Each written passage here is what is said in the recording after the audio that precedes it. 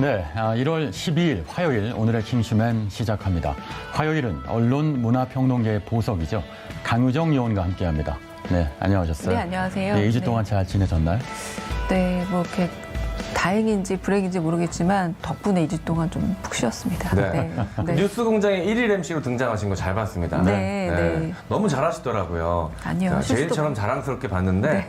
저 TBS에게 강력하게 좀 요청하고 싶습니다. 이 강유정 교수를 MC로 해서 뉴스 농장이나 뉴스 목장 정도를 하나 만들어야 된다.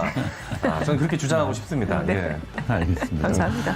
네, 어제 문재인 대통령이 신년사를 발표했죠. 전 국민 백신 무료 접종을 통해 위기 극복을 얘기하고 경제와 관련된 단어도 29번이나 언급했습니다. 주거 문제에 대해서 송구한 마음을 전한 부분도 인상적이었는데요. 일단 문 대통령의 신년사 어떻게 들으셨나요? 저는 일상의 회복이란 말이 가장 좀 와닿았습니다. 왜냐하면 결국 포용적 회복이라는 이 단어도 일상이 회복되는데 가장 중요한 어떤 밑바탕이 될 텐데 귀환할 때가 더 중요하잖아요. 그 연착륙이란 표현도 있지만 결국 일상으로 귀환하는 데 있어서 만전을 기하자는 말 좀 의미 있게 다가왔고 좀 따뜻하게 다가왔습니다. 네, 일상의 회복. 매우 중요한 메시지였죠. 자, 본격적으로 오늘의 주요 이슈 3가지를 살펴보겠습니다. 박범계 인사청문회 다음 주냐, 다다음 주냐, 박영선 안철수의 독설, 나경원 예능 출격, 정인이 양부모 살인죄 적용될까입니다. 박범계 법무부 장관 후보자에 대한 인사청문회 일정은 아직 결정되지 않고 있습니다. 현재까지는 여야가 각각 22일과 25일을 주장하고 있는 것으로 알려져 있는데요. 자, 우선 지난 4일 검찰 기자실을 찾아가 했던 발언을 먼저 들어보고 이야기 이어가겠습니다.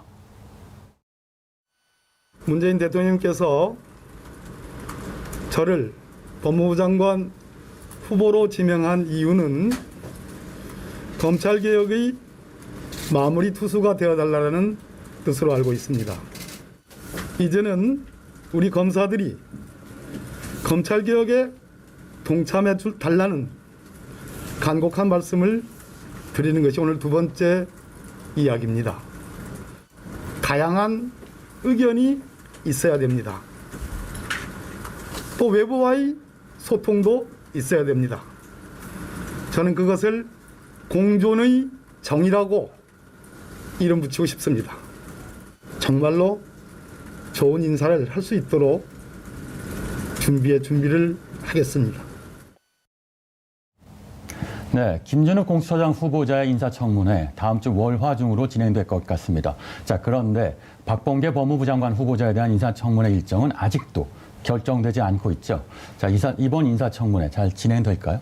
늘 법무부 장관 내정자의 인사청문회 날짜도 제대로 정해지지 않는 건 어딘가 본 듯한 기시감이 있죠. 계속 반복되고 있는데 무엇보다 언론이 이미 좀 방향을 정해놓은 거 아닐까 싶게 좀 우려되는 부분이 있습니다. 게다가 도덕적 검증 맞습니다. 좋습니다만 임의적인 이 도덕의 잣대를 상향, 우향 혹은 하향함으로써 오히려 시민들이 좀 혼란을 경험했던 게 지금까지의 관례였는데 네. 이 나쁜 관성을 좀 깼으면 하는 바람입니다만 좀 우려스러운 것도 사실입니다. 네, 박범계 법무부 장관 후보자 인사청문회 예상 쟁점 사항들이 몇 가지 있는데요. MU원이 정리했죠.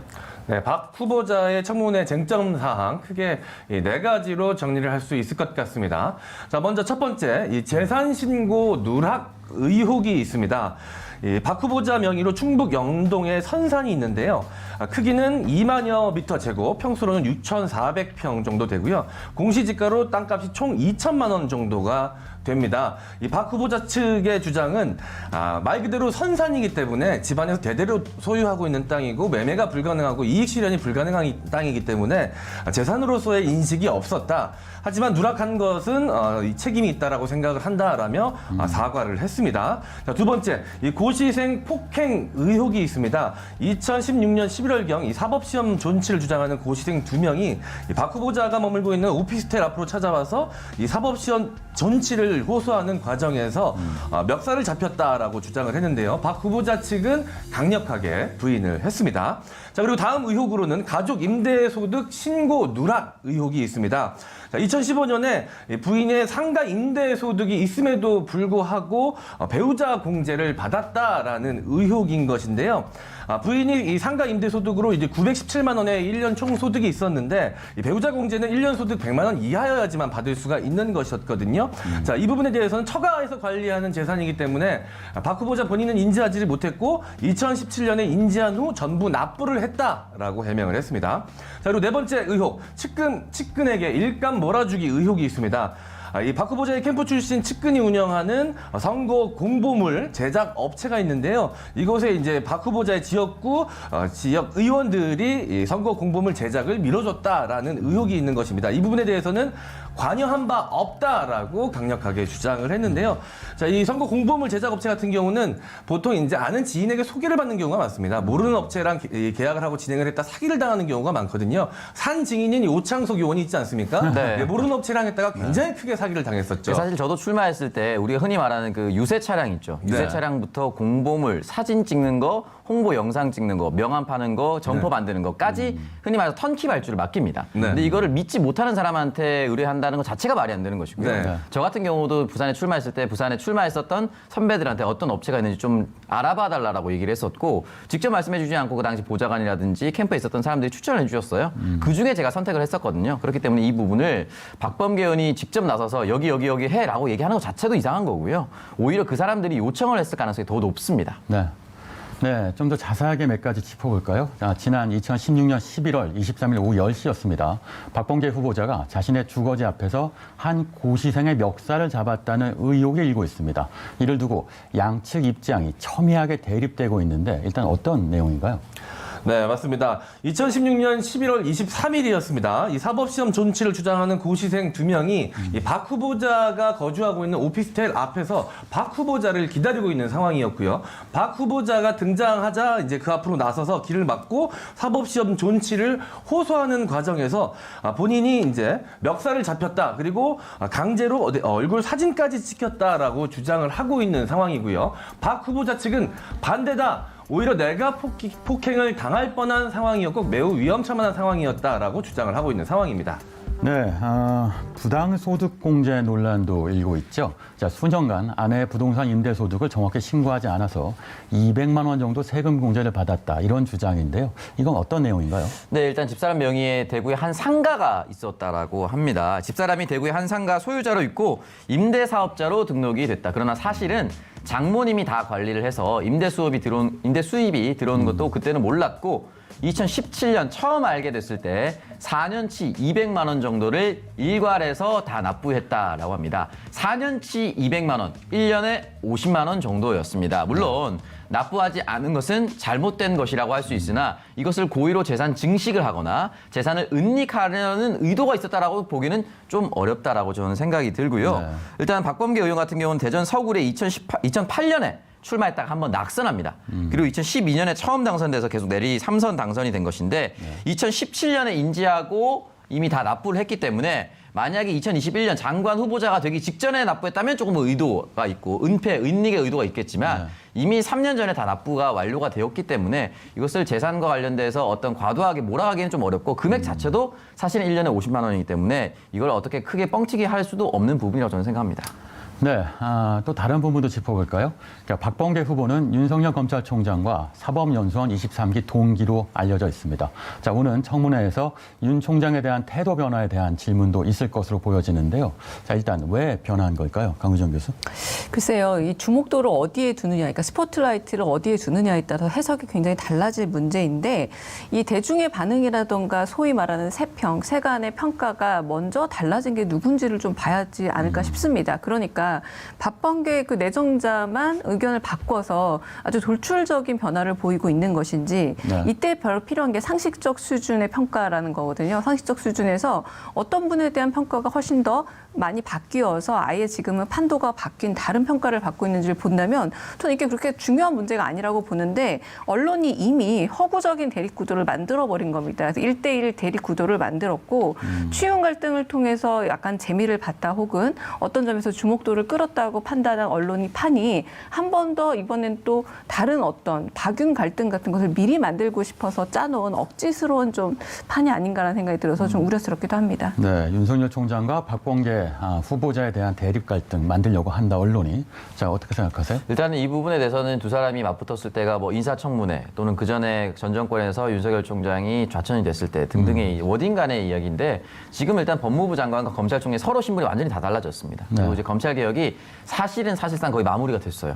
그리고 법률적인 부분도 더 이상 개정할 것도 지금 남아 있지는 않거든요. 그렇기 때문에 이 부분을 과도하게 이제 추윤, 박윤 말씀하셨다시피 굳이 강조해서 계속해서 네. 갈등을 유발하려고 하는 것이 아닌가라는 생각이 들 정도로 좀 과도하다고 생각하는데 저는 그 전에 추미애 장관과 윤석열 총장 흔히 말해서 그 추윤 갈등이라고 해서 몰아붙였었는데 그런 느낌의 갈등은 저는 나오진 않을 거라고 생각합니다. 네, 더 이상 없는 갈등을 만들어서는 안 된다. 두 번째 주제는 바로 차기 서울시장 후보자들에 관한 이야기입니다. 준비한 영상 먼저 보고 와서 이야기 나눠보겠습니다.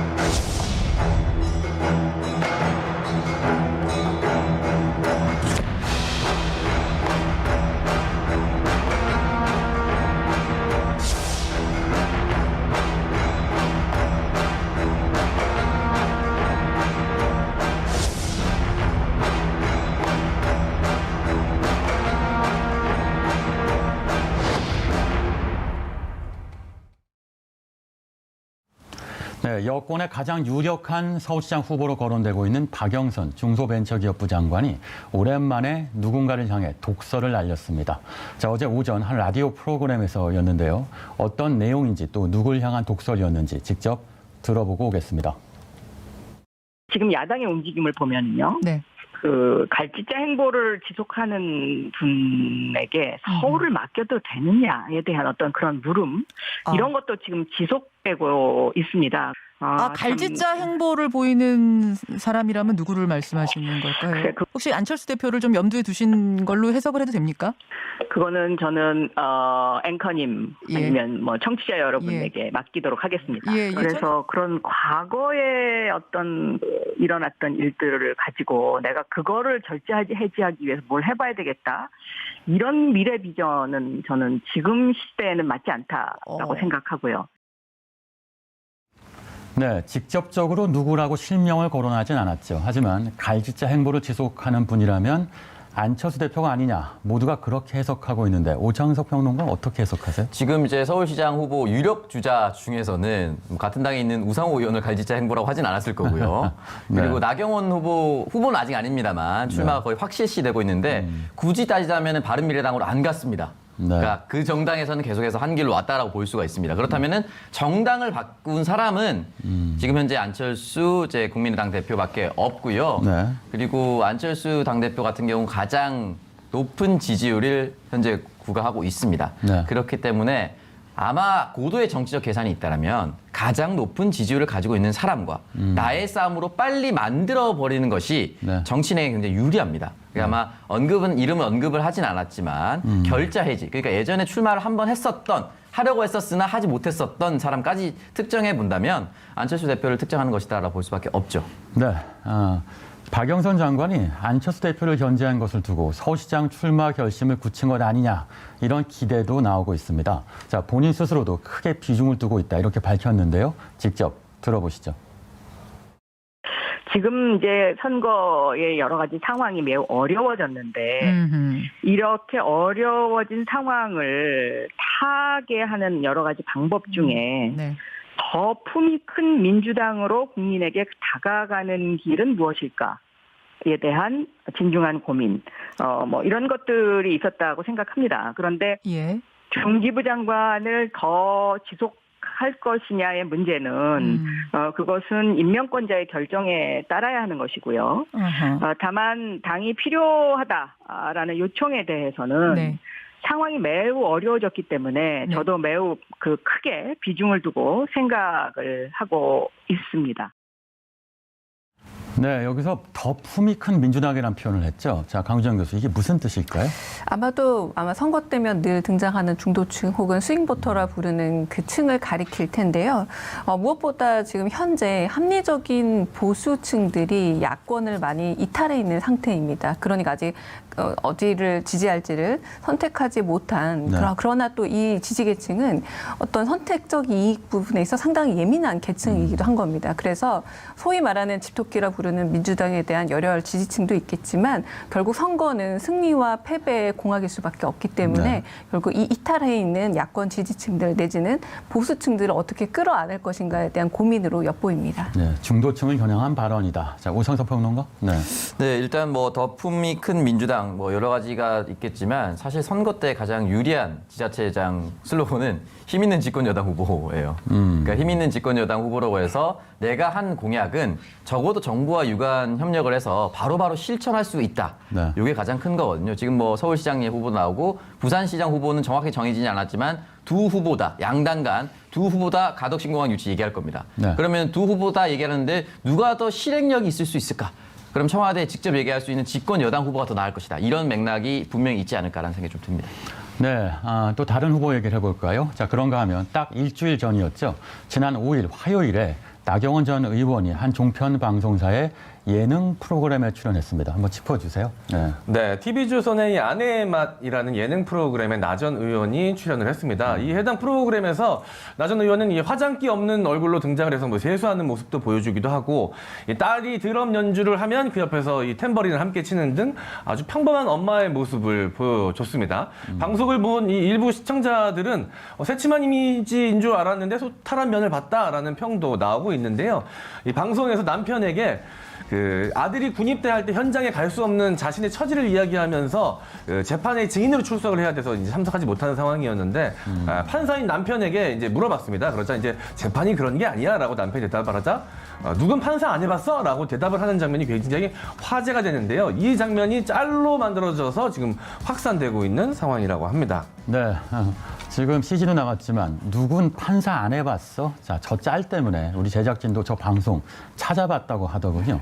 자, 그런데 이것이 규정 위반은 아니라지만 이미지 세탁이다, 사전 선거 운동이다 하면서 비판을 받고 있을 수밖에 없습니다. 정치권에서 말이 좀 많지요? 네, 일단 열린민주당의 김진애 의원이 이런 이야기를 남겼습니다. 출마 앞두고 예능에 출연하는 정치인들은 자신이 없는 건가? 세탁이 필요한가? 특혜를 누리겠다는 건가? 서울시장을 아내의 맛으로 하겠다는 것인가? 라고 자신의 SNS에 글을 남겼고요. 이미 출사표를 던진 더불어민주당의 우상호 의원은 선거 때는 출마 의사가 분명한 사람들은 부르면 안 된다. 명백히 선거의 활용, 방송의 공공성을 훼손하는 행위다라고 한 라디오 인터뷰를 통해서 이런 이야기를 남겼습니다. 네, 강유정 교수 의견이 궁금하네요. 어떻게 보세요? 글쎄 저는 서울시장 후보로서의 각인보다는 당내 입지 확보가 더 급해서 나온 게 아닌가라는 생각이 들기도 합니다. 왜냐하면 당내에서 나경원 후보가 경선을 통과할 확률에 대해서 좀 미온적으로 보는 태도도 많기 때문일 네. 텐데요. 그 무엇보다 야권 내에서 이제 입지를 다지기 위해서 굉장히 전형적인 지지 기반층의 어떤 채널의 특성을 좀 고려했다고 보여지기도 하고요. 근데 무엇보다 좀 아쉬운 거는 좀 전형적인 좀 가십 프로그램이라는 겁니다. 예능에 출연했다는 것 자체를 두고 좀 비난한다기보다 예능 네. 프로그램에도 굉장히 질적으로 굉장히 다양한 스펙트럼이 있는데 좀 늘 약간의 가십성으로 인해서 조금 오르내리는 프로그램에 게다가 새로운 봉인을 뜯어서 이 부분에 대해서 나경원 전 의원에서 몰랐던 부분을 보여주는 부분이었으면 좀 신선했을지 모르겠으나 이미 다 알고 있었던 부분들이라 좀 새롭지 않았다는 게 또 한편으로 아쉬워서 글쎄요. 당내 입지 확보에 얼마나 도움이 될지는 좀 두고 봐야 되지 않을까 싶습니다. 네, 서울시를 어떻게 끌어나갈지 정책은 없고 신선한 이미지도 아니었다. 이런 말씀이군요. 자, 선거를 앞둔 시점에서 정치인이 예능에 출연한 사례, 과거에도 수차례 있었죠? 네, 이 정치인들의 예능 출연의 역사는 사실 그렇게 오래되진 않았습니다. 1996년 MBC 일요일 밤에서 이제 시작이 됐다고 볼 수가 있겠는데요. 그때 당시 이제 이경규가 간다라는 코너에서 대선을 한 해 앞두고 이제 김대중 전 대통령 집에서 깜짝 인터뷰를 진행을 했습니다. 이때 당시 김대중 전 대통령이 굉장히 놀라운 유머 감각을 선보여서 화제가 됐었죠. 그리고 2012년 박근혜, 문재인, 안철수 등 이 대선 후보자들이 SBS 힐링 캠프라는 예능 프로그램에 출연을 했었습니다. 당시 이제 박 전 대통령이 출연을 해서 이제 노래를 부르는 모습을 보여주는 등 이제 화제가 되기도 했었고요. 안철수 대표는 정치에 입문하기 전이긴 하지만 청년 멘토로 이름을 높여가던 시절에 이 무릎팍도사라는 MBC 예능 프로그램에 출연해서 본인의 일대기를 어필하면서 큰 호응을 받았고요. 이때 받은 인기가 정치인으로서의 입지를 다지는데 큰 도움을 줬다라는 평을 듣고 있습니다. 네. 이 아내의 맛만 해도 지난 2018년 오세훈 전 서울시장이 정치인으로서는 가장 먼저 출연한 바 있고요.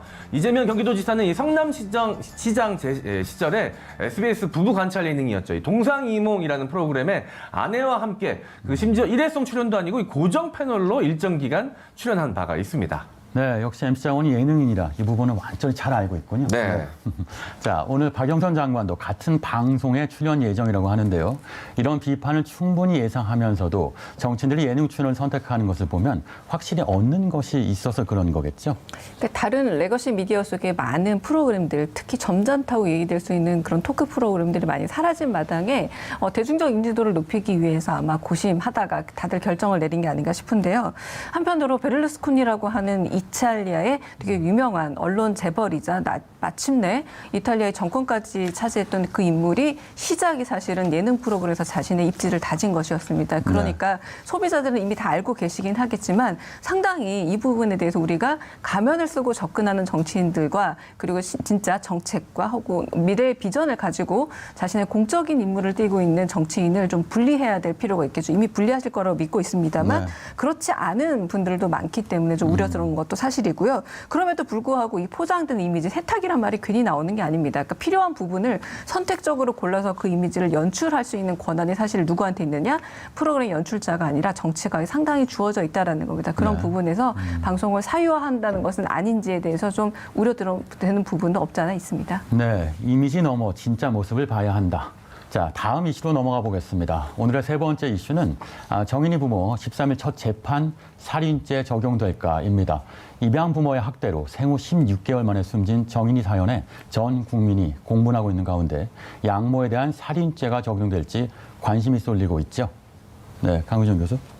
자, 여기서 사실은 이 주의적 공소사실이냐 아니면 예비적 공소사실이냐라고 이제 법률 용어들이 오가고 있습니다. 이게 뭐냐면 지금까지 사실은 살인치사, 그러니까 상해 치사로 좀 얘기가 되고 있었지만 많은 공분이 이제 이건 살인이다라고 얘기를 하고 있기 때문에 그 부분에 가고 있는데요. 결국은 재감정 결과를 좀 수령해서 지금 현재로는 살인 혐의를 추가해서 이제 주의적 공소사실로 가고 있는데요. 중요한 건 사실은 이게 예비적 공소사실이다, 주의적 공소사실 중요한 게 아니라 사형 빼고는 형량이 큰 차이는 없다라는 겁니다. 엄밀히 말해서는. 결국은 이 죄를 입증하는 것은 별 무리가 없으나 또 한편 좀 우려를 하고 있는 법조계 입장을 보자면 살인을 넣었다가 이 부분에 대해서 입증하지 못하면 부분적인 무죄가 될 것에 대한 우려가 좀 있더라고요. 그래서 한편 우리도 조금 합리적인 좀 분노를 해야 될 때가 아닌가라는 생각이 들기도 합니다. 네. 비슷한 사례가 또 일어나지 않기 위해서 이런 얘기들을 하는 거겠죠. 자, 폭행 당시 살해 의도가 있었는지 여부를 밝혀내는 것이 관건으로 보이는데 입증이 어려운 것 같습니다. 네, 이 부분에 대해서 사실 그 미필적 고의를 지금 적용을 하고 있는데 결국 미필적 고의라고 극단적으로 예를 들면은 뭐 인화물질 근처에 가서 담배를 피면 안 되는 거 누구나 알고 있죠. 불이 붙기 때문에. 근데 가서 인화물질 근처에 가서 불을 던지면 적극적인 고의고 불이 붙을 걸 알면서도 담배를 피우면 미필적 고의. 가장 소극적인 단계의 고의 상태를 이제 미필적 고의라고 합니다. 그렇기 때문에 부모가 정인 양을 이제 학대했을 때 살인까지 갈 것을 알고 있었느냐, 그러니까 인지할 수 있느냐, 이런 소극적인 상태의 고의냐 아니냐를 이제 판단해야 되는 부분인데 이 부분에 대해서 몰랐다라고 계속해서 본인 스스로는 얘기를 하고 있고 반성을 하고 있다라면은 이 부분에 대해서 적용하거나 입증하는 좀 쉽지는 않을 것이다라고 얘기를 하고 있습니다. 이 부분 좀 더 지켜봐야 될 것 같습니다. 네, 최근 국회에서 정인이 방지법이 통과됐습니다. 개정안에 반영된 내용 어떤 내용입니까? 네, 지난 8일 국회에서 이 아동학대범죄처벌특례법 개정안이 통과가 됐습니다. 이 지자체나 수사기관이 아동학대 신고 의무자로부터 신고를 받으면 즉각 조사나 수사 착수가 가능해졌습니다. 여기서 말하는 신고 의무자는요, 아동학대의 정황들을 가장 먼저 접할 수 있는 24개 직업군을 의미하는데요. 구급대원, 교사, 어린이집 등의 이 보육시설 그리고 의료인 등으로 구성이 되어 있습니다. 또 이 경찰관과 아동학대 전담 공무원이 현장 조사나 피해 아동 격리 조치를 위해서 출입할 수 있는 장소의 범위도 확대가 되게 됩니다. 자, 그런데 이번에 국회에서 통과된 법안에는 아동학대 형량을 강화하는 내용이 제외됐고 또 아동학대 신고가 1년에 2번 이상 제기될 경우 부모와 아동을 즉시 분리하는 내용도 제외됐는데 이유가 뭡니까? 자, 오창석 의원. 네, 일단 이 부분에 대해서 김예원 변호사가 이 이야기가 터졌을 때부터 너무 과도하게 하지 않았으면 좋겠다라고 얘기를 합니다. 첫 번째, 이제 분리한다고 했을 경우에 아이가 잘못한 것도 아닌데 왜 아이를 즉시 분리시키느냐. 그러니까 아이 입장에서 왜 내가 분리되어야 하는가라는 의문을 가질 수가 있고요. 두 번째, 분리해서 어디로 보낼 겁니까? 네. 이 부분에 대한 부분도 있습니다. 그리고 형량 문제를 좀 따져보면은 일단 5년에서 10년 이상 높이는 법안이 통과되지 않아서 다행이다. 라고 이야기를 했는데 중요한 것은 왜냐, 이 부분에 대해서 형량이 높아지면요 검찰의 입증 책임이 커집니다. 네. 입증 책임이 커지고 입증을 하지 못했을 경우에 재판부에서 이 형량을 인정하지 않을 경우가 있습니다. 그렇기 때문에 최종적으로 불기소가 되고 무죄가 될 가능성이 높습니다. 이렇기 네. 때문에 막연히 형량을 높이는 것이 아니라 우리 사회에 경각심을 주기 위해서 디테일하게 하나하나씩 잡아가야 된다라고 하는 것이 이제 전문가들의 이야기인 것이죠. 네.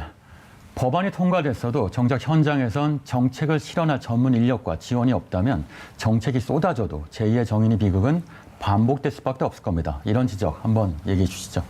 그러니까 법이 없어서 지금까지 못했던 일은 사실 아닙니다. 법은 여전히 현존하고 있었고요. 문제적인 것은 법이 또 현실을 언제나 늦게 따라간다는 것이고 실행력을 갖춘 행정력이 같이 뒷받침되어야만 법이 법다운 노릇을 할 텐데 이 전문가들은 경찰이 이제 현장에서 좀 더 제대로 대응할 수 있도록 전문성을 좀 갖춰야 된다고 얘기하고 있는데 이것도 제가 말을 외울 만큼 사실 오래된 이야기이기도 합니다. 그래서 네. 어떻게 처리할 수 있을지에 대한 문제들. 왜냐하면 이번에 3번이나 신고 접수가 되었는데도 무방비였다는 사실에 많은 분들이 좀 분노하고 있는 거거든요. 이제 그런 식으로 누적된 신고에 대해서 어떻게 대응을 할지에 대한 어떤 매뉴얼들이 실행력을 갖춘 매뉴얼로 바뀌어서 현실화되었으면 하는 바람입니다. 네, 알겠습니다. 자, 박범계 법무부 후보자 인사청문회 쟁점 정리부터 전 국민을 분노하게 만든 정인이 부모 재판 소식까지 전해드렸습니다. 지금까지 이슈킹이었습니다.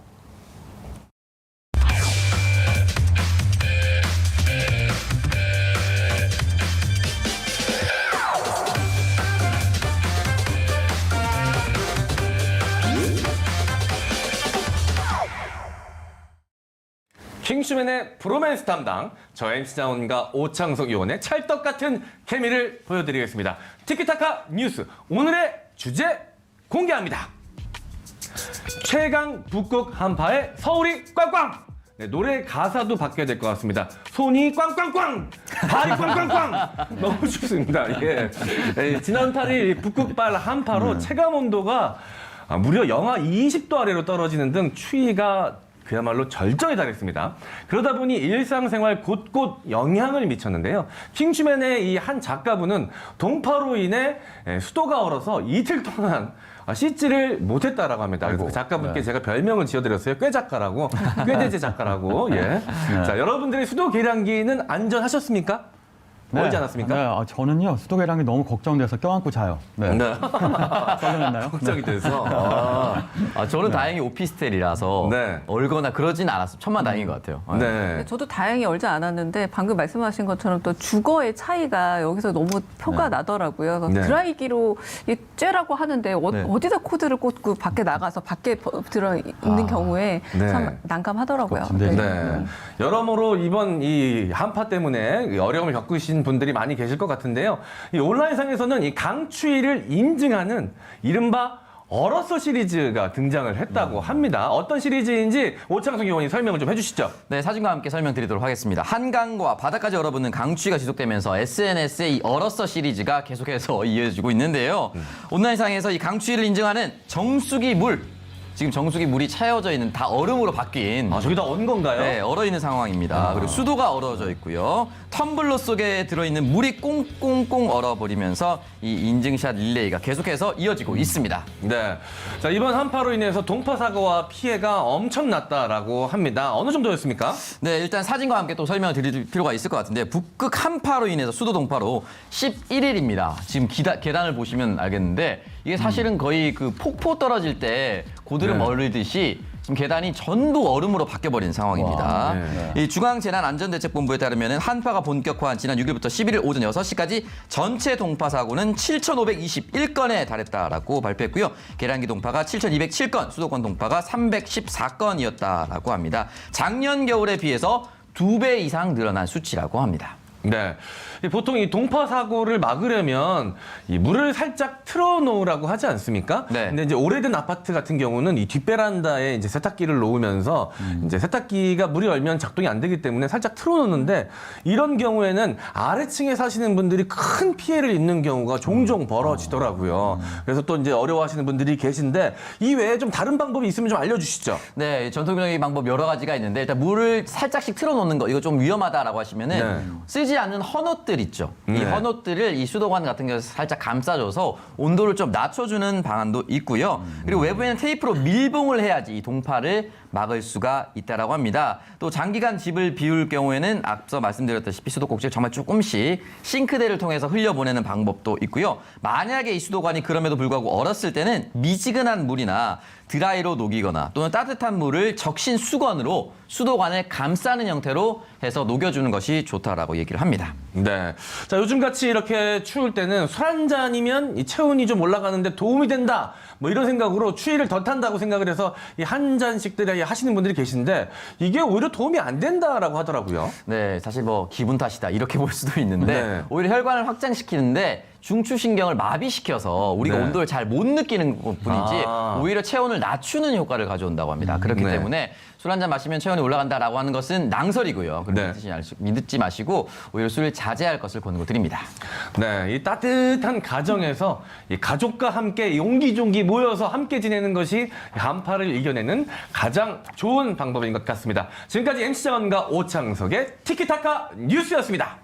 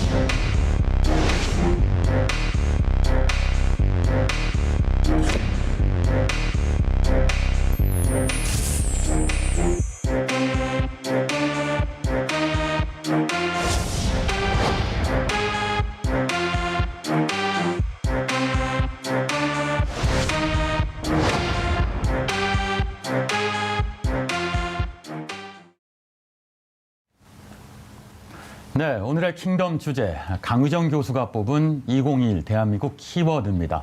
자, 강의정 교수, 올해 키워드 어떤 걸 뽑으셨나요? 네, 선거 백신, 주식이냐 부동산이냐 그리고 K컬처 네 가지로 뽑았는데요. 사실 매년 제가 이런 걸 고민하면서 뭐 AI라든가 우주여행 같은 좀 달콤한 그 키워드를 뽑았으면 좋았을 텐데 네. 올해는 어쩔 수 없을 듯합니다. 현실적인 키워드들이다. 네. 자, 2021 첫 번째 대한민국 키워드 선거입니다. 2021년은 왜 선거의 해인지 오창석 의원이 정리했죠. 네, 국직간 선거 2개가 있고요. 이 2개의 선거를 앞두고 당내 예비 경선까지 포함한다면 사실상 지금 1월부터 올해 연말까지는 무조건 선거 이야기가 안 나올 수 없는 그런 한 해입니다. 일단 보궐선거가 85일 앞으로 다가왔습니다. 4월 7일입니다. 서울시장과 부산시장의 재보궐선거가 준비되어 있고요. 그렇기 때문에 그 전에 각 정당별로 예비 경선을 치르게 될 수밖에 없고요. 7월 12일 20대 대통령 후보 선관위 등록 마감입니다. 그렇기 때문에 5월, 6월부터는 대통령 후보가 되고자 하는 사람들은 이미 움직이고 있겠죠. 그리고 9월에는 더불어민주당 대선 후보 예비 경선이 있을 예정이고요. 11월에는 국민의힘 대선 후보 예비 경선이 있을 예정입니다. 그리고 12월부터는 각 정당별로 모든 대선 후보가 확정이 될 가능성이 높기 때문에 곧바로 대선 전국으로 돌입한다라고 봤을 경우 지금부터 내년 3월까지는 바야흐로 선거의 시즌이라고 볼 수가 있습니다. 네, 설명을 듣고 보니까 정말 2021년은 선거의 해다라고 표현을 해도 진짜 무리가 없을 것 같은데요. 저는 조금 좀 안타까운 것이 이 언론이 선거를 앞두고 있으면 여론조사 결과에 너무 집착을 하는 것이 아닌가라는 생각이 좀 듭니다. 이 후보들의 정책을 좀 위주로 보도를 해주고 정책 대결을 언론이 좀 주도할 수 있지 않을까라는 생각이 들거든요. 어떻습니까? 정말 그게 언론의 순기능이죠. 왜냐하면 언론의 첫 번째 임무 중에 하나가 뭐냐면 시민에게 봉사해야 한다는 겁니다. 이 봉사의 의미는 누가 잘하는지 경주마 보도를 하듯이 그렇게 결과를 알려주는 게 아니라 장기적으로 어떤 사람을 우리가 선택을 해야 더 나은 미래를 받을 수 있는가, 찾을 수 있는가에 대한 답을 줘야 되는데 전혀 그렇지 못하고요. 오히려 언론이 사전 선거 운동에 개입하고 있다는 많은 의심을 받는 게 사전 선거 운동이 아닌 걸 또 사전 선거 운동이라고까지 얘기를 하면서 대표적으로 이제 TBS의 그 캠페인 같은 경우도 이제 좀 굉장히 곤혹을 겪고 있는데 이런 부분은 오히려 언론의 자유 혹은 표현의 자유를 옥죄겠다라는 그런 선언과 다를 바 없다라는 좀 우려가 들고 있고요. 오히려 언론은 정말로 기계적 중립이라는 표현이 있다면 이때야말로 그걸 해야 하는데 전혀 기울어진 운동장을 만들어 놓고 이제 선거를 이미 시작하고 있는 것이 아닌가라는 생각이 들기도 합니다. 네, 선거에 가장 중요한 건 언론의 역할이다. 자, 2021 두 번째 대한민국 키워드는 백신입니다. 앞서 얘기했듯이 어제 문 대통령은 신년사에서 전 국민 백신 무료 접종을 시행하기도 했는데요. 하지만 백신과 관련해 정치권의 공방 계속되고 있습니다. 관련 영상 보고 오시죠. 그럼 이참에 질본청장을 국민들 앞에 저는 책임을 져야 된다고 봅니다. 누군가는 책임져야 됩니다. 우리가 언제 코로나19로부터 벗어날 수 있는가 그것으로 평가받는 것이지 언제 시작했느냐가 중요하지 않습니다. 저는 특별히 책임질 일은 없다고 봅니다. 네, 국민들은 코로나19로 지쳐 있는데 정치권에선 백신에 대한 공방만 벌이고 있습니다. 언론에서도 백신 속도전을 재촉하고 있는데요. 정치권 공방과 언론의 태도 어떻게 보시나요? 그 시민들이 자주 사용하는 커뮤니티를 보면은 이 백신에 관한 끝없이 돌아가는 순환 회로에 대한 약간의 비아냥성 그림들이 올라와 무한 루프에 있습니다. 대한 비판. 그렇죠. 네. 그러니까 만약에 못 구했으면 왜 못 구했냐 무능론을 얘기하다가 구하기 시작하면 위험한 것은 아니냐, 왜 서두르느냐라는 식의 말하자면 대안 없는 비판이라는 것을 이미 시민들이 너무너무 경험하고 있기 때문에 이에 대해서 오히려 염증을 느끼고 있다라는 겁니다. 그런 부분에서 아마도 이런 지루한 공방전은 계속될 것이라는 걸 조금은 염두에 둬야 되지 않을까 싶고요.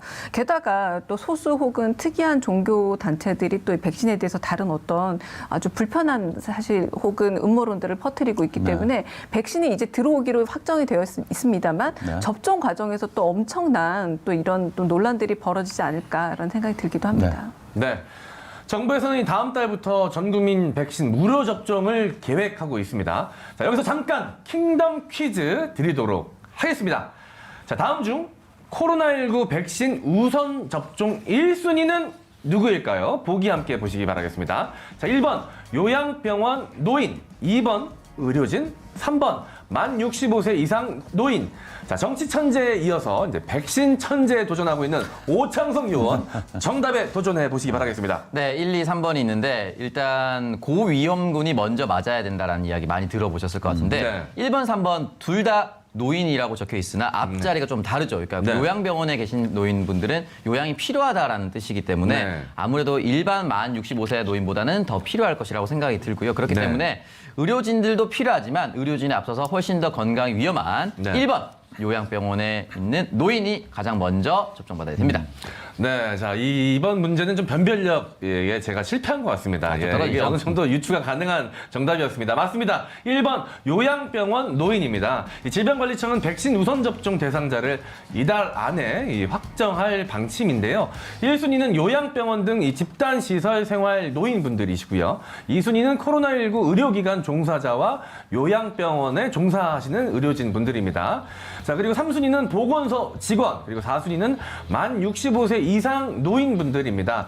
이 코로나19 고위험군인 고령층이나 노출 위험이 큰 의료진이나 이 직원분들이 우선시될 예정인데요. 정부는 2021년 11월 말까지 우선 접종 대상자인 3,252만 명에 대해서 백신 접종 완료를 목표로 하고 있습니다. 네, 백신이 속도보다는 안정성에 기초해서 체계적으로 접종이 진행되길 희망합니다. 자, 다음 2021 대한민국 키워드는 주식 대 부동산입니다. 코스피 3000 시대의 주인공은 동학개미인데요. 한편으로는 빚을 내 투자하는 B2가 우려되고 있죠. 네, 맞습니다. 일단 지난 7일 한국은행에서 발표한 자료를 한번 같이 살펴보도록 하겠습니다. 2020년 3분기 자금 순환 내용인데요. 지금 자금 운용을 보면은 이제 83조까지 늘어난 것을 볼 수 있습니다. 2019년 3분기부터 2020년 3분기 딱 1년 사이인데요.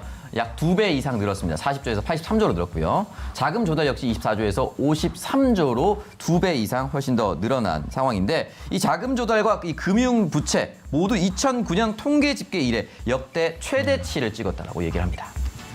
네, 요즘엔 동학개미뿐만 아니라 병장개미란 표현도 맞아요. 있더군요. 네. 자, 젊은 세대들이 자산에 대한 개념 빨리 가지게 된 이유가 뭘까요?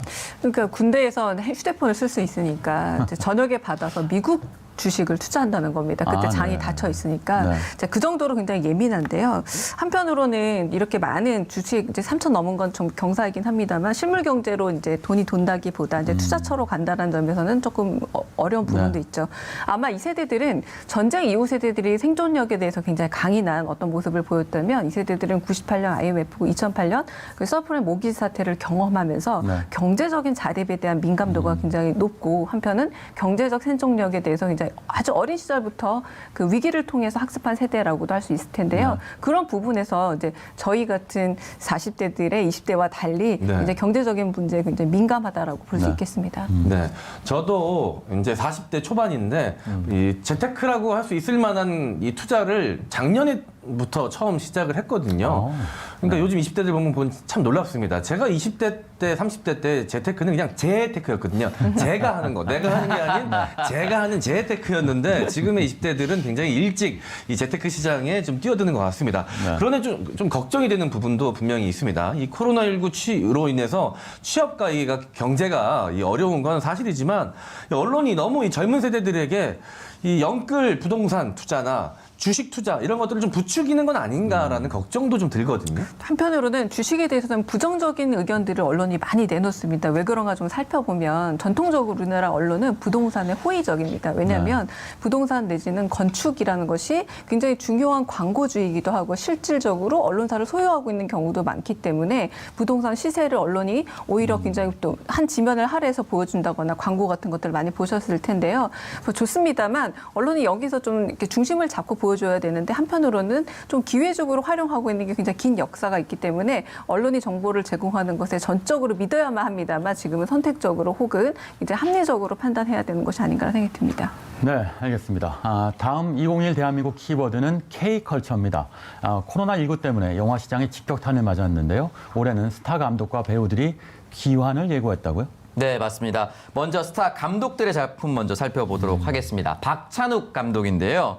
헤어질 결심이라는 작품으로 돌아오기로 했습니다. 한 형사가 사망자의 아내에게 관심을 갖고 의심하는 스토리인데요. 박해일 씨와 탕웨이 씨가 출연한다라고 합니다. 관상과 더킹으로 유명한 한재림 감독은 비상선언이라는 한국 최초의 항공재난 영화를 준비 중에 있는데요. 출연진도 화려합니다. 송강호, 전도연, 이병헌 등 초호화 캐스팅으로 주목을 받고 있습니다. 만추 이후에 9년 만에 선보이는 김태용 감독의 원더랜드는 인공지능을 소재로 한 휴먼 로맨스인데요. 아내인 탕웨이 씨도 출연을 한다라고 합니다. 또한 극장을 거치지 않고 바로 온라인 동영상 서비스로 직행하는 톱스타들도 있다라고 하는데요. 전지현 씨는 킹덤3로, 이정재 씨는 의문의 서바이벌 게임에 참가하는 오징어 게임, 공유 씨는 정우성이 제작자로 나선 고요한 바다에 출연하기로 확정했다고 합니다. 야, 이런 것도 다 아시네요. 오창석 평론가 영화 천재군요. 네. 이정재 씨 오징어 게임은 좀 잘 안 맞는 것 같은 느낌이에요. MC 장원래 저랑 나왔으면 오징어 게임 좀 맞을 것 같은데. 네, 자 이거는 저희들을 향한 이 양민 학살입니다. 예. 불안입니다. 네. 참을 수 없네요. 네. 네, 전 세계적으로 온라인 동영상 서비스 수요가 폭발하면서 K 콘텐츠가 해외에서도 인기가 폭발하고 있죠. 자, 요즘 스위트홈의 반응이 아주 뜨거운데 한번 짚어주세요. 사실은 스위트홈뿐만이 아닙니다. 뭐 지금 뭐 열애설이 터져서 사랑이 불타게 다시 인기를 얻기도 한다라고 하고요. 오히려 이제 코로나 전국 가운데서 K컬처가 영화관이라던가 어떤 시스템에서는 어려움을 겪고 있습니다만 소프트웨어와 이런 콘텐츠만은 이제 잘 되고 있는 상황인데요. 그러니까 웹툰도 덩달아서 더 잘 되고 있는 상황이기도 해서 시트콤 같은 경우는 이제 동아시아권에서 굉장히 선두를 달리고 있습니다만 점차 이 인기가 좀 세계적으로 확대되고 있다라고 해서 오히려 문화적으로 다양한 해석이 또 일어나고 있기도 합니다. 네, 제가 이 드라마를 격리 치료 받으면서 봤거든요. 그래서 더 몰입을 하게 되더라고요. 이게 바이러스가 창궐하면서 인간이 괴물화되는 과정을 다룬 드라마라서 너무 재밌게 봤습니다. 저는 감정이입함을 봤다. 네, 그 밖에도 온라인 동영상 서비스를 통해 세계로 뻗어가는 K컬처 어떤 게 있습니까? 네, 이 코로나19로 인해서 세상이 움츠러들었지만 온라인 동영상 서비스 OTT라고 하죠. 날아올랐습니다. 활활 날아올랐는데요. 자, 김은희 작가의 킹덤, 이 K좀비라는 좀 신선한 소재가 코로나19 상황과 맞물려서 화제를 모았고요. 이 뉴욕타임스가 꼽은 2020년 최고의 인터내셔널 TV쇼 탑 10에 선정이 되기도 했습니다. 자, 그리고 드라마 사랑의 불시착은 2020년 일본에서 가장 화제가 된 작품 1위로 꼽혔고요. 드라마 이태원 클라스는 2위를 차지하기도 했습니다. 네, 사랑의 불시착 두 주인공 사랑에 안착을 하기도 했죠. 그게 화제가 되기도 했고요. 네. 자, 드라마와 영화 콘텐츠 외에 앞으로 주목할 만한 K컬처 어떤 게 있을까요? 뭐 이미 주목하고 계시겠지만 많은 작품들이 이미 웹툰을 원작으로 해서 만들어지고 있습니다. 아마 웹툰이 훨씬 더 이제 동아시아권의 이제 반시의 방향으로 유행이 돌고 있었는데요. 세계적으로 훨씬 더 확장이 되지 않을까 싶어서 그 부분을 주목해 보면 요게 곧 이제 영화화 되겠다, 드라마화 되겠다라고 미리 점쳐볼 수 있는 기반이 될 수도 있겠습니다. 네, 자 올해는 디즈니 플러스가 한국에 진출할 것으로 보여집니다. 자 온라인 동영상 서비스 판도 어떤 변화 줄 것으로 예상하십니까? 아무래도 이 OTT 서비스가 아직까지는 뭐 넷플릭스라든가 왓챠 같은 몇 개의 프로그램들 그리고 플랫폼만 기억에 남았는데 본격화될 것으로 보여집니다. 그리고 몇몇 주요한 영화 작품들이 OTT를 통해서 서비스가 되기 때문에 아마도 코로나 전국이 백신이 나옴에도 불구하고 상반기까지 지속이 된다면 아까 MC 장군께서 말씀하신 것처럼 집안에서 소프트웨어 내지 콘텐츠를 소비할 수밖에 없기 때문에 이 흐름이 좀 지속이 돼서 좀 확장이 되지 않을까 싶습니다. 네, 더 시장이 커질 것이다. 자, 온라인 동영상 서비스를 마냥 반길 수 없다는 목소리도 있던데요. 대부분 판권을 독점한다는 얘기도 있는데 이건 어떤가요? 디즈니 플러스만 해도 예상이 되는 상황이잖아요. 디즈니 플러스는 아마도 디즈니 작품들은 전부 다 독점적으로 서비스를 하게 되지 않을까. 왜냐하면 후발주자이기 때문에 플랫폼 진입을 위해서라도 그렇지 않을까 싶기도 하고요. 이 부분에 대해서 아직은 우리나라 영화들이 손익분기점을 넘기는 수준으로 이제 OTT와 계약을 맺고 있는데 계속 길어질 경우에는 어떤 점에서는 오갈 데 없는 작품들, 개봉작들이 많아질 수도 있는 우려가 있어서 코로나 전국이 이제 안정됨과 동시에 이 시장에서도 좀 더 질서를 찾아야 될 것으로 보여지고 아마 계약 문제라든가 여러 가지 것들이 조금은 시끄러워질 수 있는 한 해가 될 수도 있습니다. 네, 자 강유정 교수가 뽑은 2021 키워드 4개 선거 백신, 주식대 부동산, K컬처 얘기해봤는데요. 올 한 해 가장 중요한 키워드를 뽑아주신 것 같습니다. 자, 엠리원 코로나 속보 소식 전해주시죠. 네. 자, 중앙방역대책본부는 오늘 0시 기준 코로나19 신규 확진자가 537명 늘어났다라고 밝혔습니다. 그중 국내 발생 환자 숫자는 508명이었고요. 이 중 서울 발생 환자 숫자는 163명이었습니다. 자, 코로나19 3차 대유행은 정점을 지나서 감소하는 추세로 보여지고 있지만 안심하기에는 아직 이릅니다. 이 거리두기와 방역에 적극 동참해야겠습니다. 네, 신규 확진자 숫자가 좀 줄었지만 역시 이번 주가 고비라는 것 기억하시고 거리두기 지켜주셔야 하겠습니다. 자, 오늘의 킹슈맨 마무리할 시간입니다. 저희는 내일 오전 9시에 다시 찾아뵙겠습니다. 함께해 주신 여러분 고맙습니다.